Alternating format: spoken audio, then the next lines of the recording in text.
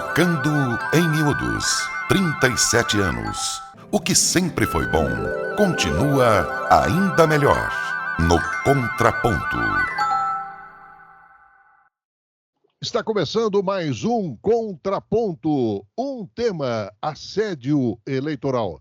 2 pontos de vista do professor Edilson Gracioli, professor titular aposentado da Universidade Federal de Uberlândia, cientista político e colaborador do Trocando em Miúdos, o quadro Panorama Político. Prazer em tê-lo de volta ao Contraponto. Bom dia, professor Edilson. Bom dia, Márcio. Bom dia, ouvintes da FM Universitária. Um tema muito importante e eu teria a satisfação aqui de dividir esse espaço, muito mais na confluência do que no contraponto, com o Dr. Marco Aurélio, com quem já tive satisfação de participar em outras oportunidades aqui. Participa conosco também, de volta ao Contraponto, juiz do trabalho, diretor de assuntos legislativos da ANAMATRA, Associação Nacional dos Magistrados da Justiça do Trabalho, Dr. Marco Aurélio Treviso. Prazer em tê-lo de volta ao Contraponto. Bom dia, doutor Marco. Bom dia, Márcia. Bom dia, ouvintes. O prazer é todo meu em poder mais uma vez estar participando desse programa, revendo o grande colega, professor Edilson Gracioli, com quem, de fato, já tivemos a oportunidade não só de participar de outros programas, na época, inclusive, da reforma trabalhista, né, mas expor os nossos pontos de vista a respeito desse assunto que é tão instigante, né, em especial em virtude das eleições que se avizinham aí. Então, para mim, é um enorme prazer estar aqui novamente, meu amigo. Muito obrigado.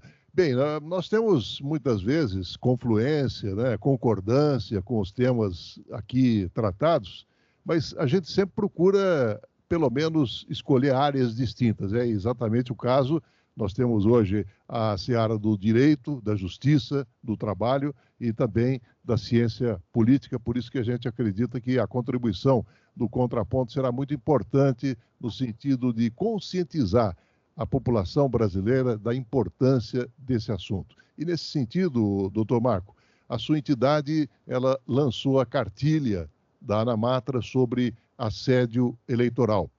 E na mensagem da sua presidente, a doutora Luciana Conforte, ela destacou que a iniciativa é realizada em parceria com o Movimento de Combate à Corrupção Eleitoral e que é uma rede formada por entidades da sociedade civil, movimentos, organizações sociais e religiosas, da qual a ANAMATRA participa e que tem como objetivo combater a corrupção eleitoral, bem como também realizar um trabalho educativo sobre a importância do voto, visando sempre a busca por um cenário político eleitoral mais justo e também transparente. Bem, vamos começar definindo aquilo que caracteriza, então, doutor Marco, o assédio no ambiente de trabalho. Veja bem, o assédio no ambiente de trabalho, ele pode se caracterizar de várias formas, né? Nós temos aí aquilo que nós comumente denominamos de assédio moral, né, que são os atos praticados visando denegrir a pessoa do trabalhador, a sua condição, né, como ser humano dentro do ambiente de trabalho.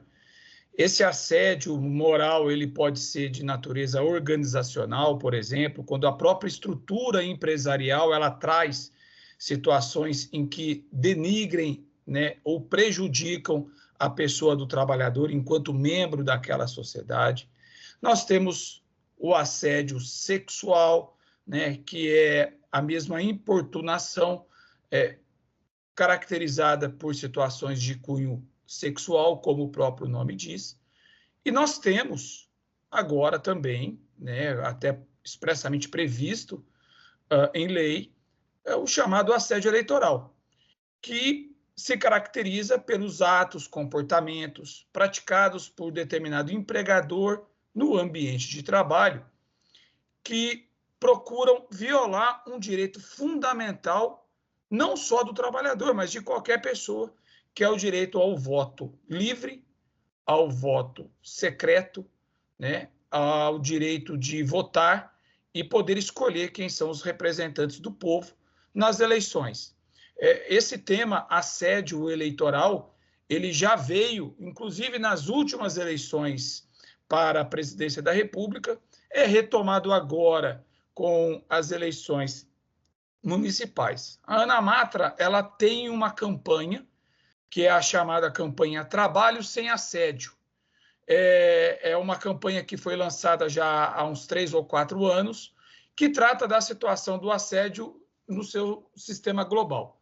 Lançamos agora com a cartilha a chamada Trabalho Sem Assédio Eleitoral, justamente para poder fazer esse papel de bem esclarecer a população a respeito do seu direito ao voto. Professor Edilson, essa pressão política dos empresários, empresárias, junto a funcionários e funcionárias fora do período eleitoral, atende pelo nome de chantagem, né, professor?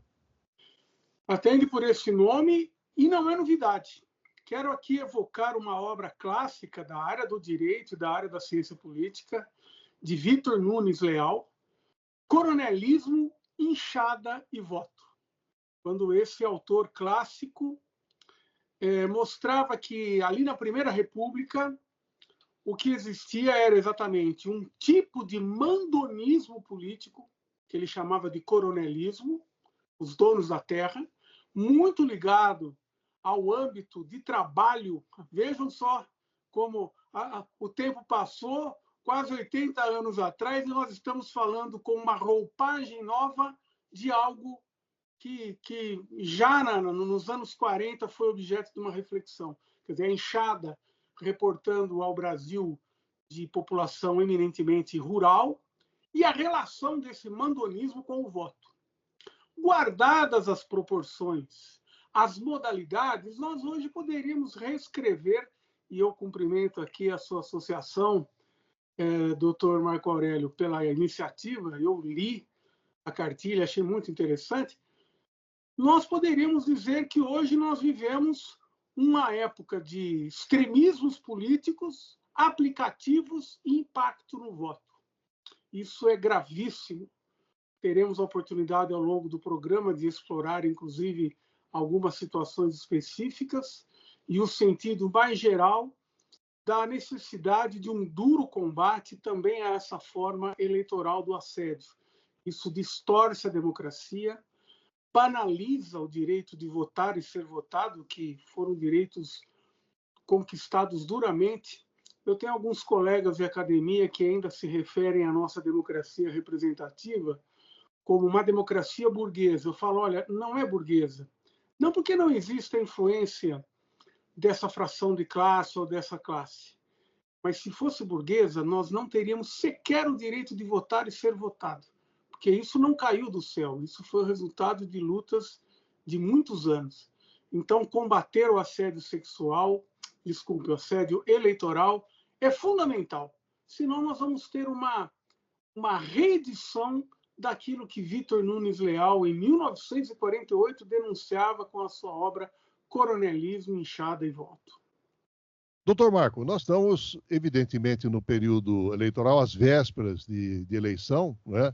Mas o assédio eleitoral, o senhor já pontuou isso, eu queria deixar bem claro para que os nossos ouvintes possam ter uma percepção bem nítida da situação. Esse assédio eleitoral, ele pode ocorrer fora do período das eleições, se caracterizando por qualquer tipo de ato que se relacione ao pleito eleitoral, né? Exatamente, Márcio. Na verdade, o assédio eleitoral, ele não é algo que diz respeito exclusivamente às eleições que estão em curso, mas é algo também passível de concretização durante o período não eleitoral, né? Nós temos como característica do nosso país eleições há praticamente 2 anos, né? Agora nós estamos na fase das eleições municipais, daqui 2 anos nós estaremos novamente nas eleições para a presidência da República, governador dos estados, deputados e senadores, né? Então, as eleições no nosso país, elas são cíclicas, ocorrem a cada praticamente 2 anos. E o tema assédio eleitoral, ele não vem só nessas épocas específicas, mas durante todo esse período. O que caracteriza, na verdade, o assédio eleitoral? São todo aquele tipo de gesto, comportamento, promessa, inclusive promessa de ascensão funcional pela defesa de um candidato ou por não falar de outro candidato. Não é a minha área, a ciência política, o professor Edilson pode falar com muito mais profundidade, mas a democracia brasileira só existe quando você tem a ampla liberdade de poder escolher, na condição de cidadão, em quem você vai votar, mas, acima de tudo, quando você também não sofre, né, eventual situação constrangedora em virtude de ter expressado a sua opinião sobre um determinado candidato. E isso se mostra muito presente numa situação que o professor Edilson falou. Nós estamos vivendo a fase dos extremismos. E ser simpatizante a um candidato não pode significar, dentro do ambiente de trabalho, qualquer situação constrangedora, porque eu escolhi o candidato A e não o candidato B. E o candidato A, às vezes, não é justamente o candidato escolhido, por exemplo, pelo meu empregador. Eu tenho que ter essa liberdade de poder falar abertamente de quem eu votei, quais são os meus argumentos, quais são os argumentos pelos quais eu não votei no outro candidato, sem que isso signifique nenhum tipo de represália. As represálias ocorridas fora do ambiente eleitoral, em virtude de manifestação pacífica de qualquer ser humano relacionada ao apoiamento de candidato A ou candidato B, pode sim configurar também a prática de assédio eleitoral e ser objeto de depois futura reparação em uma ação civil na Justiça do Trabalho. Professor Edilson, o doutor Marco Aurélio falou sobre o empregador, né? E eu queria que o senhor contemplasse no seu contraponto a questão que diz respeito ao candidato. E ele sabe identificar o poder econômico e também ele sabe direcionar a sua pressão para onde ele será capaz de tirar o proveito, né? Sem dúvida. Eu cheguei a participar, inclusive na condição de candidato, que fui em algumas oportunidades, de uma modalidade de campanha que é legal, é legítima, mas dependendo de como ela é feita, ela incide no crime de assédio eleitoral. Do que eu estou falando?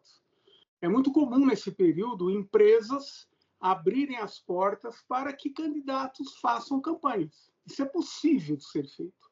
Entretanto, esse é um ambiente e é uma modalidade de campanha em que o risco de assédio eleitoral é muito grande.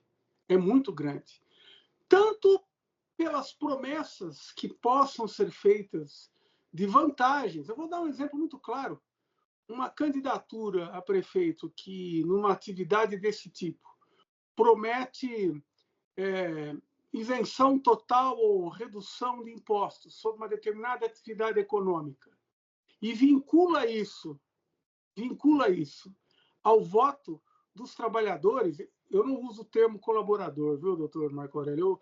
Eu até sei que o termo colaborar significa trabalhar em conjunto, mas é um termo que visa disfarçar a relação de assalariamento, por isso eu não utilizo essa expressão. E aí tem-se um quadro de assédio pela promessa ou de ameaça. Nós sabemos também, eu quero puxar esse assunto, Márcio, no serviço público, notadamente sobre e contra trabalhadores comissionados ou terceirizados, que por não terem o status de concursados, são mais vulneráveis. Olha, as máquinas administrativas pelo país todo, forçando comissionados a participarem de atividades de campanha após o turno de trabalho e com uma ameaça de desemprego. Bom, aí se isso não é assédio eleitoral, eu realmente não sei. E às vezes, para encerrar essa minha intervenção, Márcio, até aquela ameaça, olha, nós vamos mudar você de seção, você pode trabalhar em outro lugar, se você for do setor público, olha, você vai ser realocado para outro espaço aqui. Isso é assédio eleitoral, deslavado. Então, é importante as pessoas terem clareza, os ouvintes, de que o voto é livre. Lá na Primeira República, o movimento tenentista, a luta para que o voto fosse secreto, o que tinha por trás dessa perspectiva? A liberdade do ato de escolher, sem constrangimento. O assédio é sempre uma relação de poder, de cima para baixo. Por isso que há uma diferença no campo sexual entre importunação e assédio. O assédio implica uma relação de poder. E essa é uma das maiores violações que a democracia pode sofrer. Doutor Marco Aurélio, o professor Edilson falou nas empresas abrindo as portas, né? E aí eu coloco a seguinte questão, porque obrigar o trabalhadora a participar de festa, reunião, eventos para promoção de determinado candidato, e até mesmo na utilização de roupas, né? Broche, adesivo, colocar itens indicativos do candidato às eleições nos seus veículos, e também outros objetos pessoais ou até de trabalho. Quer dizer, todos esses comportamentos, eles atendem pelo nome de assédio, doutor? Sim, de forma, para ser bem objetivo, sim. O que os empregadores precisam ter em consciência para não caracterizar o ato do assédio. A escolha por determinado candidato, ela é uma escolha livre por aquele que vai votar. Qualquer ato em que eu obrigo ou que eu fomento, que eu instigo por força da atividade profissional que desempenho, que os meus subordinados sigam a orientação que eu, na condição de empregador, quero ter, a minha orientação eleitoral, caracteriza ato de assédio. É qualquer comportamento. Não importa qual seja. O que você disse, Márcio, são exemplos do que pode configurar. Mas é importante deixar claro, qualquer coisa que eu faça em que eu atente contra o meu direito, ou o direito do meu funcionário, de escolher de forma livre o seu candidato e votar no seu candidato, é ato que caracteriza o assédio eleitoral. E a Justiça do Trabalho, durante esse período, está absolutamente atenta à situação. O empregador que venha, por algum fundamento, praticar ato caracterizador de assédio eleitoral, poderá sofrer não só as reparações de natureza civil, ou seja, não só o trabalhador individualmente considerado poderá ingressar com uma ação pedindo uma reparação por violação ao seu direito constitucional de escolher o candidato, como ele também pode ser réu em uma ação movida pelo Ministério Público do Trabalho, que tem a obrigação constitucional de fazer com que comportamentos como este cessem em prol da coletividade de trabalhadores. Então, o empregador que praticar ato de assédio eleitoral, ele pode sofrer as consequências das ações individuais e também das ações coletivas, sem prejuízo das ações de natureza penal. É grave, é sério, o tema merece realmente esse debate, por isso, parabenizo o programa pela escolha desse tema tão importante para nós, que vivemos em uma democracia. Professor Edilson, cada eleitor, né, ele tem um motivo específico para votar num determinado candidato, e esses motivos variam, pode ser afinidade, pode ser simpatia, pode ser amizade, pode ser até tradição do próprio candidato, mas pode ser também interesse. Agora, quando a gente fala de interesse, ele seria de toda ordem? Então, nós temos um trabalho muito importante do Jairo Nicolau, representantes sobre a representação política, que aborda isso, Márcio. O interesse, ele é uma motivação legítima. E é uma motivação, é uma via de mão dupla. Quando você não tem o ato da imposição, não é assédio. Não é legítimo que segmentos da economia, segmentos da sociedade, fomentem debates, estimulem seus integrantes a uma determinada perspectiva política eleitoral, por interesse, inclusive. Agora, quando esse interesse envolve a noção de barganha, do toma lá da cá, da compra do voto, aí você tem um elemento coercitivo. Porque não há nada mais coercitivo do que o constrangimento econômico. Ou melhor, há algo mais grave, sim, que é o constrangimento moral. Eu estava vendo aqui, antes de participar do programa de hoje, que o Ministério Público do Trabalho já tem 209 casos de assédio eleitoral sob investigação, envolvendo essa prática por parte de empresas, prefeituras e igrejas. Uhum. O âmbito religioso hoje é um limite muito tênue entre o que é legítimo. O que é legítimo? As religiões são visões de mundo. E nessa condição, são ideologias também com um pé na política. Isso é perfeitamente possível. Quando você tem, ao invés da relação religião-política, você tem uma relação promíscua, indevida entre igreja e Estado, aí nós estamos diante de um quadro que, em geral, pode descambar para um assédio também nesse espaço. Eu não tenho pesquisa sobre isso. As minhas observações sobre o legislativo, que foram um tema com que eu marquei a minha última década de pesquisador na universidade, elas não incluíram esse horizonte.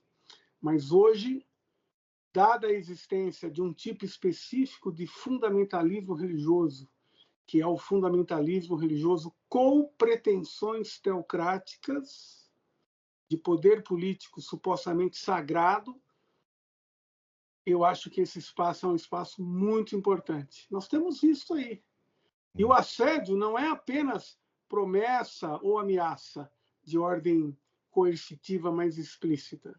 Será que existe ameaça mais pesada do que se você votar em fulano, você vai para o inferno? Quando você apela para o âmbito religioso, o risco do assédio eleitoral se estabelecer é muito grande. Então, eu vou até pegar uma carona na observação do professor Edilson, doutor Marco Aurélio, porque por 26 anos eu trabalhei com pesquisas de opinião, né? E certa vez eu, trabalhando por um candidato que era exatamente de um segmento religioso, e eu fui ouvir exatamente a comunidade evangélica para conhecer a opinião a respeito exatamente desse cenário, né? Como é que a comunidade, como é que as pessoas enxergavam o comportamento, por exemplo, do pastor, quando dentro do culto ele levava a tiracolo o candidato, o apresentava para os fiéis, né? E, evidentemente, reforçando aquele tradicional pedido de apoio e voto. E foi até com surpresa que eu percebi que a maioria, por exemplo, nós fizemos um trabalho de pesquisa qualitativa, são grupos focais, né, formado aí em torno de 12 pessoas, estratificação de renda, de sexo, e aí nós tivemos aí uma consolidação dessa opinião majoritária que rejeitava esse tipo de comportamento sob o aspecto de que o templo é sagrado e o templo é para oração e não para pregação em favor de um candidato, doutor Marco Aurélio. Exatamente. E você pode ter a tranquilidade, Márcio. O resultado dessa pesquisa o templo é para a oração. O local de trabalho é para o desenvolvimento daquela atividade profissional. No templo, não se fala de política, não se procura induzir a votar em determinado candidato. A mesma situação se aplica ao ambiente elaborativo. Todos nós devemos ter a ampla liberdade de escolher os nossos candidatos, independentemente de quais sejam, dentro das nossas convicções pessoais, né? Política não se mistura com trabalho, não se mistura com religião. Portanto, o que eu posso dizer é isso. O resultado dessa sua pesquisa, se você simplesmente transportá-lo para o ambiente elaborativo, deve ser absolutamente o mesmo, né? Porque as situações não devem se misturar. No ambiente que eu trabalho, nós temos apoiadores de todos os tipos, né? Temos colegas que votam nos mais variados candidatos. Isso é normal, isso faz parte, né? O anormal é quando um quer se sobrepor sobre o outro. Deixa de ser democracia e passa a ser quase que um voto de cabresto, para fazer referência àquilo que o Edilson disse no início dessa entrevista. Mas é isso mesmo. Professor Edilson, a audácia, ela é uma grande arma do candidato, né? Mas a inconsequência, ela pode ser uma grande armadilha. E aí eu pergunto, o candidato exposto aí nesse contexto de assédio, qual é a consequência para sua imagem? Bom, eu entendo que o assédio eleitoral, quando trazido à luz do dia, daí a importância dos mecanismos de denúncia junto ao Ministério Público do Trabalho, junto à Justiça Eleitoral, isso é um tiro no pé. Porque a volúpia com que se vai ao pote, né, foi com muita sede ao pote, pode derrubar o pote, derramar a água, quebrar o barro. Isso é um tiro no pé. Eu gosto muito daquela análise correta que o Maquiavel fazia, de que a mulher de César não pode apenas ser honesta, ela tem que parecer também ser honesta. Maquiavel não está fazendo apologia da maquiagem, não, ele está dizendo que o conteúdo precisa ser expresso também no marketing, para usar uma linguagem atual. Agora, imagine o anti-marketing de quem pratica o assédio. Talvez num tempo mais fugaz, mais curto, ele obtém até alguns dividendos. Mas a imagem dele poderá ficar marcada de maneira muito séria por esse tipo de prática. E a questão é que o cargo que se disputa faz diferença em relação a isso. Por que eu estou dizendo isso? Os cargos proporcionais, aqueles voltados a mandatos no Legislativo, agora no caso deste ano, a Câmara Municipal, eles têm uma lógica de representação de segmentos, de nichos do eleitorado. Então, para esse tipo de cargo, uma figura que explora a sua condição de valentão, coragem, manda prender, manda soltar, bate, arrebenta, ele pode ter algum êxito junto a um determinado segmento do eleitorado, por um tempo. Agora, um cargo como chefia do executivo, no caso deste ano, prefeituras municipais, né? Nesse caso, é mais complicado, porque você não é representante de um nicho. Você pleiteia a condição de gestor da coisa pública para toda uma coletividade. Então, fica um alerta aí também. Candidaturas majoritárias, aquelas que se definem pela maioria dos votos, no caso, este ano, prefeitos. Levarem uma lógica das candidaturas proporcionais em que apelos específicos podem ter alguma eficácia, é um grande equívoco. Porque, no limite, aquilo que você parece ser é a expressão do que você é, pelo menos para quem te olha. Isso tem que ser levado em devida conta. Doutor Marco Aurélio, o assédio eleitoral, o senhor já pontuou isso também, ele não acontece apenas durante a campanha eleitoral, né? Mas dentro da tradição brasileira, temos exatamente um comportamento que se caracteriza especificamente, eu gostaria de ouvi-lo a respeito, mas o assédio eleitoral é quando se obriga trabalhadores e trabalhadoras a mudar o domicílio eleitoral mediante ameaças ou então promessa de benefício, doutor. Exatamente, Márcio. Uma das hipóteses é quando ocorre, ou não só ocorre, né? Aí a gente tem duas situações. Quando, para favorecer determinado candidato, o empregador altera, né, o local de domicílio do próprio funcionário, para que ele vote naquele determinado candidato que está em determinada situação, o que pode acontecer, em especial agora, nesse período em que as eleições são municipais. Vamos pegar a situação hipotética de um trabalhador, né, que mora em Uberlândia, mas trabalha no município vizinho, né, e a empresa está situada no município vizinho. O candidato, o proprietário da empresa, então, altera o domicílio do funcionário, ainda que temporariamente, para que justamente ele possa votar naquele candidato daquele município.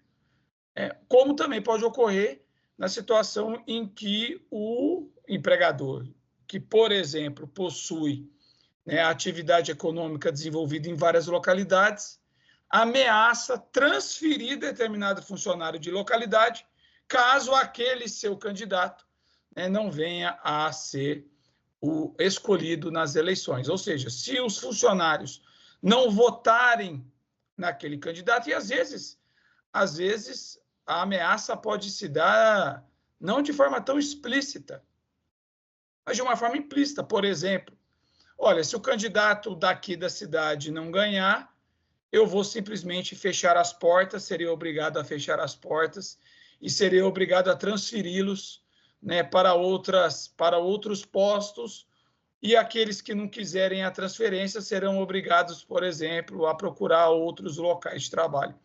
Isso daí é um ato típico de assédio eleitoral diretamente ligado à questão de mudança de domicílio. Para todo tipo de ato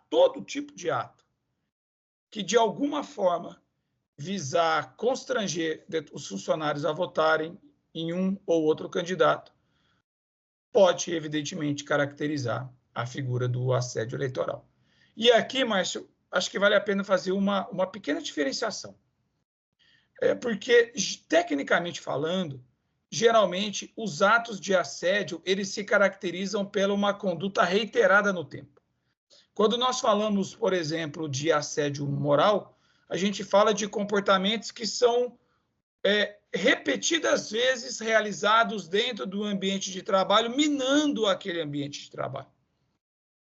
O assédio eleitoral, não. O assédio eleitoral ele pode se caracterizar por um ato único, justamente em virtude do momento em que ele é praticado. Muitas vezes o empregador escorrega agora, nos 10 dias que antecedem a eleição municipal. O ato único para essa situação pode configurar, ou seja, o assédio eleitoral ele se difere das demais figuras do assédio, porque não precisa do ato reiterado. Uma conduta única é passível de configuração. Professor Edilson, o cabo eleitoral ele recebe para trabalhar e o empresário que é cabo eleitoral paga exatamente para trabalhar para o candidato, mediante, inclusive, doações, né? O eleitor ele tem a ideia de que o cabo eleitoral ele é uma espécie de elo de ligação entre o candidato e o eleitor? Essa afirmação ela é verdadeira ou ela é falsa? Eu acho que ela é verdadeira e nós temos informações de que às vésperas da eleição, entre 2 e 3 semanas que antecedem o pleito, é muito comum as estruturas, principalmente das campanhas com maior nível de recursos, direcionarem cabos eleitorais para esse tipo de assédio eleitoral, não no ambiente de trabalho, mas em outros ambientes, se aproveitando da maior vulnerabilidade de determinados segmentos do eleitorado. Isso é gravíssimo, né? É gravíssimo. Eu vou dar um exemplo aqui do que o Dr. Marco Aurélio mencionou sobre a particularidade do assédio eleitoral em relação a outros tipos de assédio, ele não precisa ter a recorrência como estruturas são, né? Por exemplo, se no dia da eleição houver uma atividade econômica que ocorre no dia da eleição e aquele empregador tiver a suspeita firme de que os seus trabalhadores, que não são seus, né? São aqueles que trabalham para ele, não vão votar de acordo com o que ele quer. Se ele fizer um deslocamento quanto ao local de trabalho naquele dia para uma localidade distante, esse é um assédio eleitoral, é uma forma de burlar o direito do livre exercício do voto. O voto não é apenas livre, ele precisa ser exercido com liberdade. Se eu crio um obstáculo a mais, uma dificuldade a mais, para que esse voto se expresse, estou diante de um caso que pode não ter tido edições anteriores, mas naquele momento da eleição ocorreu. E eu vou citar um outro exemplo que não tem a ver diretamente com assédio eleitoral, mas é algo que agride. Podem escrever. Na véspera, na madrugada do dia da eleição, as cidades serão novamente entupidas com o derrame de material impresso nas portas dos locais de votação. Porque as eleições municipais, isso está consolidado na bibliografia especializada na minha área, as eleições municipais, muito mais do que as outras, elas têm uma característica de que, para o cargo, por exemplo, de vereador, a maior parte, 50%, 60% do eleitorado, se dirige aos locais de votação sem a definição. Então, aquele volume maior de material pode definir o voto de muitos. E aí eu volto à questão da sua pergunta. Um volume maior de cabos eleitorais junto a segmentos mais vulneráveis tem eficácia. Eu tenho a impressão, doutor Marco Aurélio, que o crime eleitoral, na cabeça de alguns, é o crime que compensa. Tem aquele ditado, o crime não compensa. Para alguns, o crime eleitoral compensa, principalmente para os mais aquinhoados com recursos.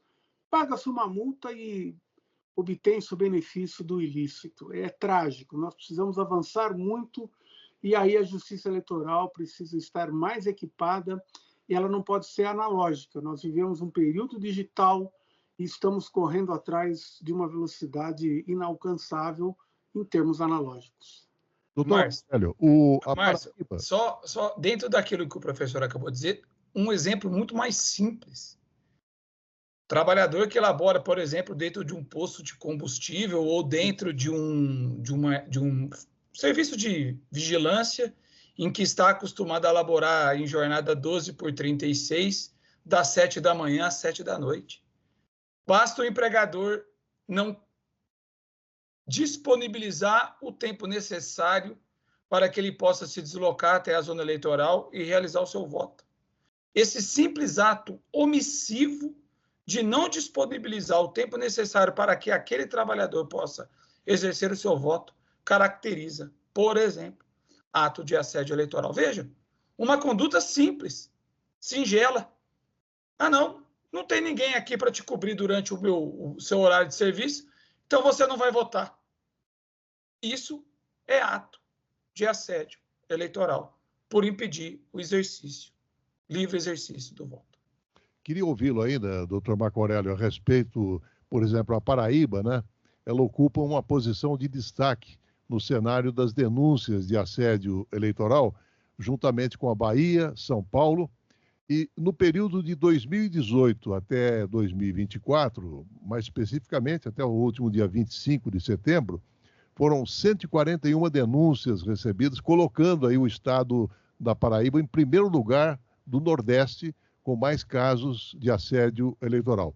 Agora, a gente percebe ainda que esses números, doutor Marco Aurélio, são tímidos comparativamente com essa prática que se alastra como se fosse um tsunami por todo o país. Será que o interesse, o medo e o ódio, eles são apelos fortíssimos, capazes de determinar em quem o eleitor vai votar? Infelizmente, sim, Márcio. infelizmente, pelo menos na minha modesta opinião, essas situações elas acabam impactando de forma negativa. Os números realmente são números incipientes, né? São números, o volume de denúncia é um volume que ainda não chegou ao seu patamar daquilo que efetivamente aconteceu. O fato, né, das denúncias demorarem a chegar também faz com que a Justiça do Trabalho aprecie poucas situações. Por isso, né, é que a Anamatra resolveu lançar a cartilha e fazer a campanha, uma vez que o que nós precisamos é ter a maior divulgação possível para dar à nossa população a conscientização necessária, né, da importância do seu voto. E o Ministério Público do Trabalho, ele recebe hoje,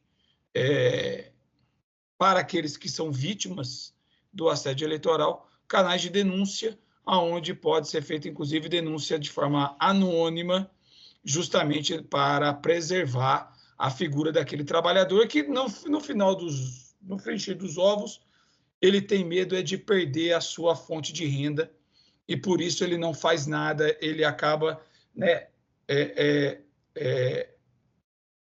ele acaba simplesmente deixando com que as coisas aconteçam naquele pensamento de que as eleições vão acabar, mas a minha família permanece em pé e eu preciso dar o sustento necessário a ela. Quando passarem as eleições, tudo volta ao normal. O que ele se esquece é que daqui 2 anos teremos novas eleições, o ato vai se repetir, depois, novamente, o ato se repete e vira uma sistemática durante um tempo. Então, daí o nosso trabalho de conscientização da nossa população. Professor Edilson, alguns episódios aí de assédio, né? Por exemplo, o caso do dono de uma fábrica de vestimenta masculina no município de Jardim de Piranhas, no interior do Rio Grande do Norte. Ele pediu aos empregados para gravar vídeo afirmando que iriam votar em determinados candidatos a prefeito e também vereador, professor. Pois é.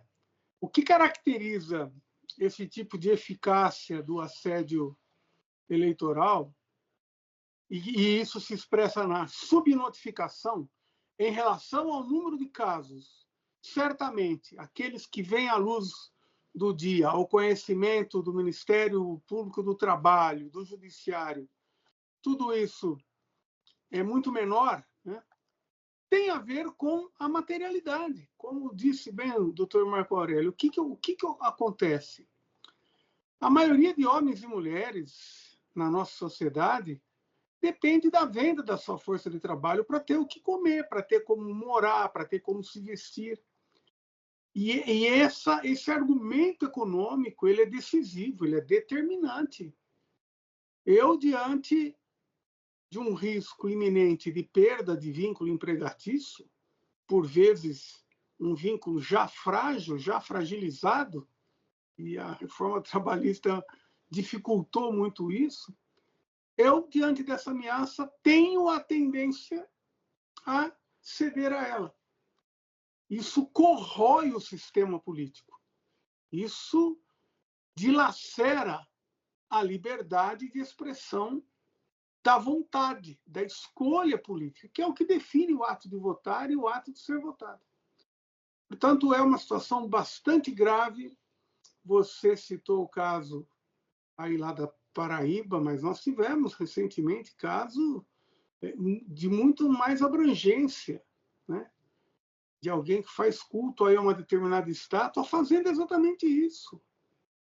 É grave, a situação é muito grave e nós precisamos ser assim tomados, de um lado, pela indignação legítima lá dos que resistiam ao voto de cabresto na Primeira República e de uma sofisticação jurídica e digital que, sem ela, nós não vamos conseguir combater adequadamente. Eu acho que é muito importante nós cumprirmos o papel de divulgar essa iniciativa da Anamatra, porque olha, eu quando li o material, doutor Marco Aurélio, fiquei muito bem impactado. Só lamento que ele não tenha sido visibilizado como deveria e poderá ainda ser, né?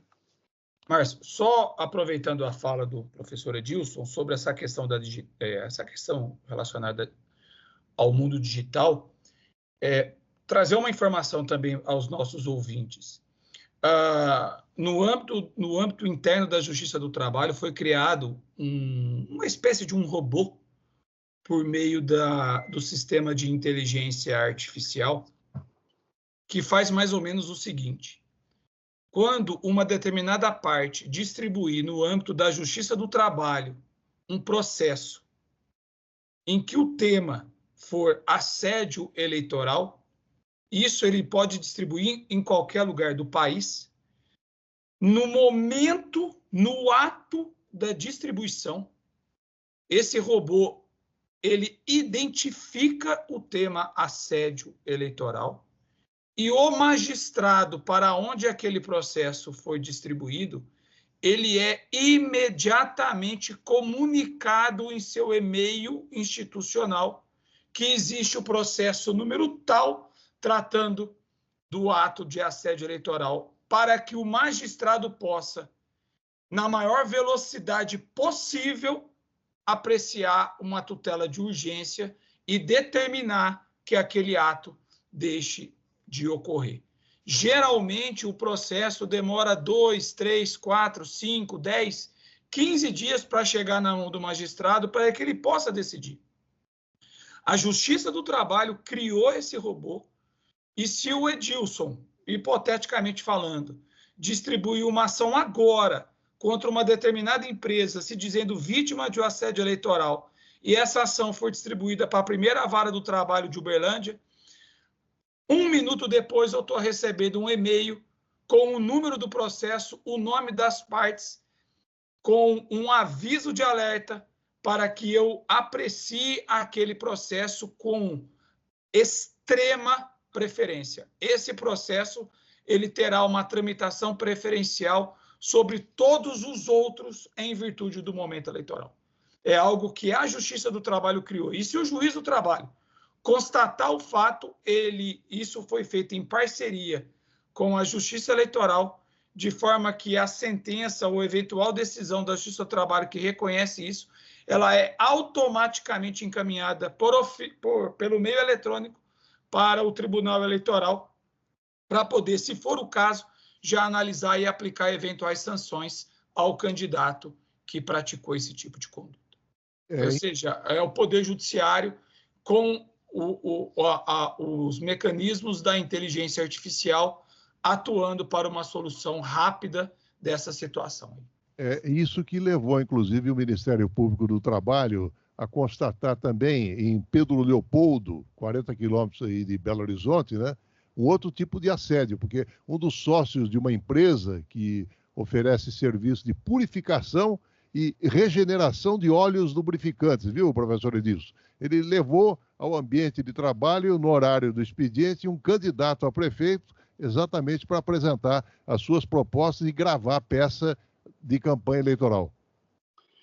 Não, eu fico muito satisfeito com essa informação, e já que eu resgatei uma obra da década de 40 do século passado, eu vou resgatar um ditado muito sábio, que voto não tem preço, voto tem consequência. E quando o voto é dado em consequência, em decorrência, melhor dizendo, do assédio eleitoral, a consequência se perpetua. Daí o mérito desse robô, desse sistema plasmado pela inteligência artificial. Nós temos que colocar a tecnologia a serviço do que é correto, porque, vou fazer uma concessão aqui até a um texto religioso, parece que os filhos das trevas são mais ágeis que os filhos da luz. É verdade.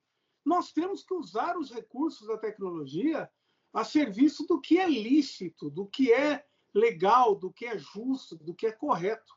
Eu entendo isso de maneira muito positiva. Quanto a esse exemplo que você trouxe, Márcio, é muito cara de pau. Esse óleo deve ser óleo de peroba, viu? Porque, de fato, é um absurdo.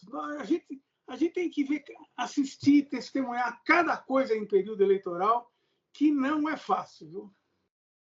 Doutor Marco Aurélio, no dia 19 de setembro último, também o Ministério Público do Trabalho, ele constatou um outro caso envolvendo em Envira, que fica a 1.257 quilômetros de Manaus. O encarregado da empresa Elfa Serviços ameaçava todos os empregados e também terceirizados com agressão física caso votasse contra o prefeito do município. E essa denúncia, doutor Marco Aurélio, ela foi realizada com comprovação em vídeo e áudio. Esse daí, olha só, nos rincões do país, né? A 1.200 quilômetros de Manaus. O empresário apenas se esqueceu que a Justiça do Trabalho é a justiça mais capilarizada do nosso país. Ela possui abrangência em 100% do território nacional. E os processos são processos eletrônicos, de forma que pouco importa o local físico que o magistrado esteja, ele acessa o processo pela tela de computador. Ou seja, nós estamos, Márcio, e é importante, com o apoio, e aqui eu faço também questão de... a cartilha foi lançada pela Ana Matra, mas é importante deixar claro que o CSJT, o Conselho Superior da Justiça do Trabalho, editou, inclusive, resolução tratando do tema assédio eleitoral. Nessa resolução, ele coloca os processos em torno do assédio eleitoral como processos com prioridade absoluta de tramitação, ou seja, processos com tramitação preferencial, né? E o Conselho Superior da Justiça do Trabalho, a Justiça do Trabalho, o Tribunal Superior do Trabalho, e aqui faço minhas referências ao ministro Lélio, que é o nosso presidente, inclusive junto com a Corregedoria, né?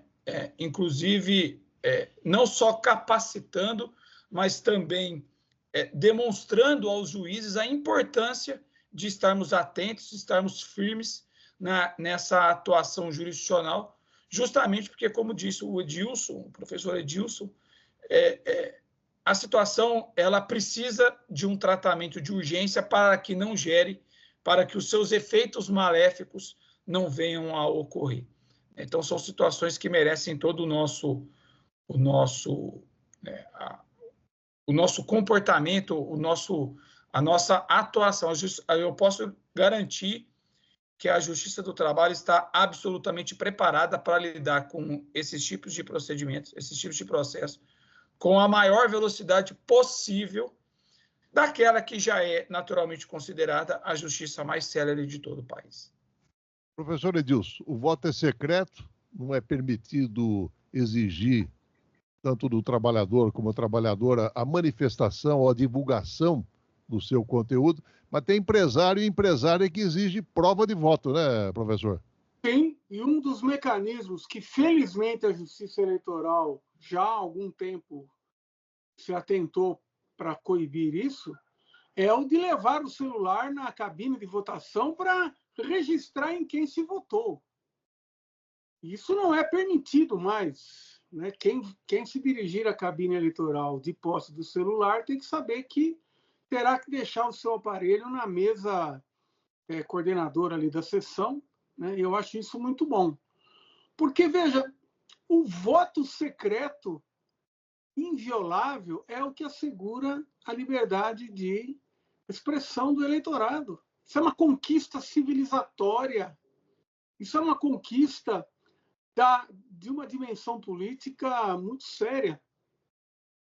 E exigir prova é um assédio eleitoral descomunal. Doutor Marco Aurélio, a legislação brasileira, então, ela prevê que em caso de assédio eleitoral, o responsável ele pode ser chamado pelo Ministério Público para assinar o TAC, né, que é aquele termo de ajustamento de conduta, além de ser obrigado a indenizar tanto a sociedade quanto os trabalhadores prejudicados.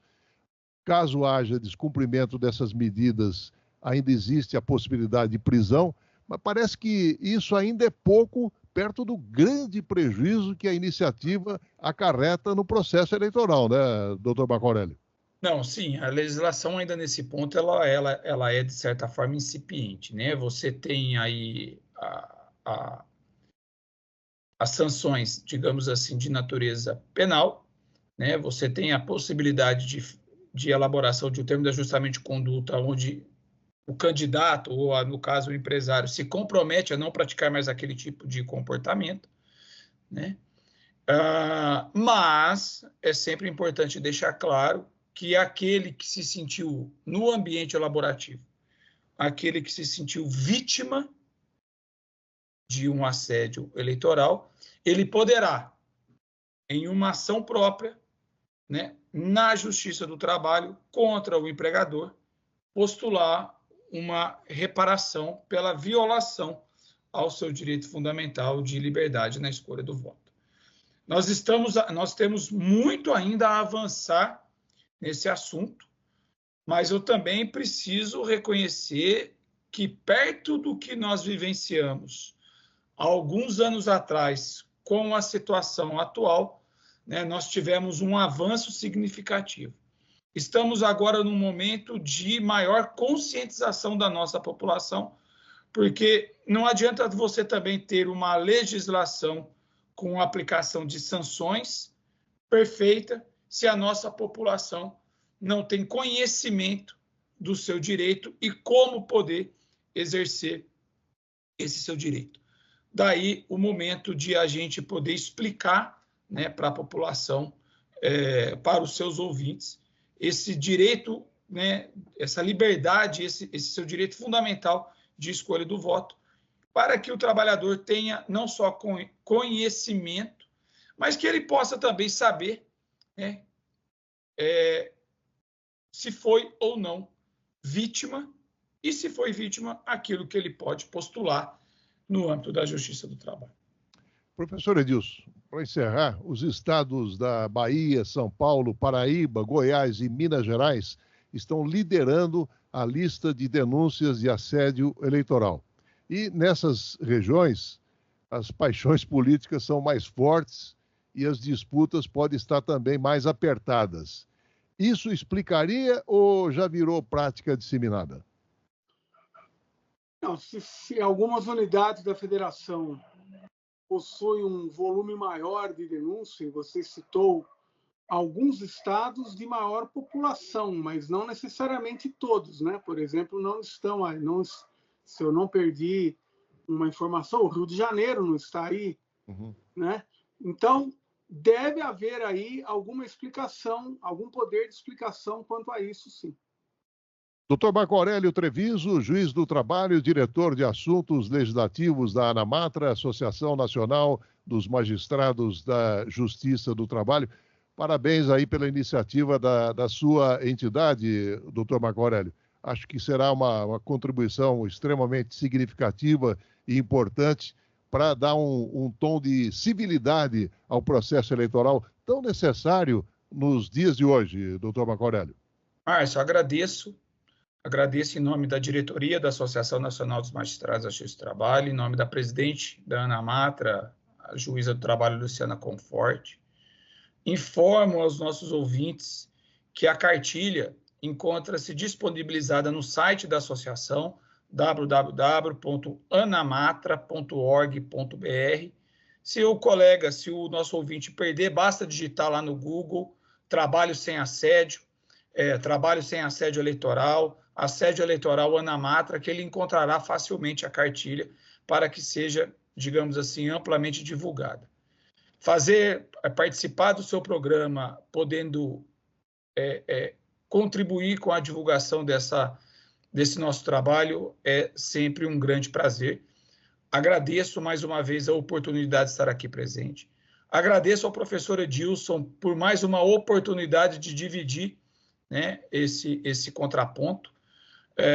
Temos muito mais afinidades do que pontos de vista diferentes, embora sejamos de áreas distintas, mas que se concatenam, né, em todos os termos. Então, para mim, foi um enorme prazer, em nome de toda a diretoria, em nome da Justiça do Trabalho, eu deixo aqui os meus agradecimentos por esse importante trabalho de divulgação que nós fizemos. Obrigado mesmo. Nós aqui agradecemos a sua prestigiosa participação, doutor Marco Aurélio.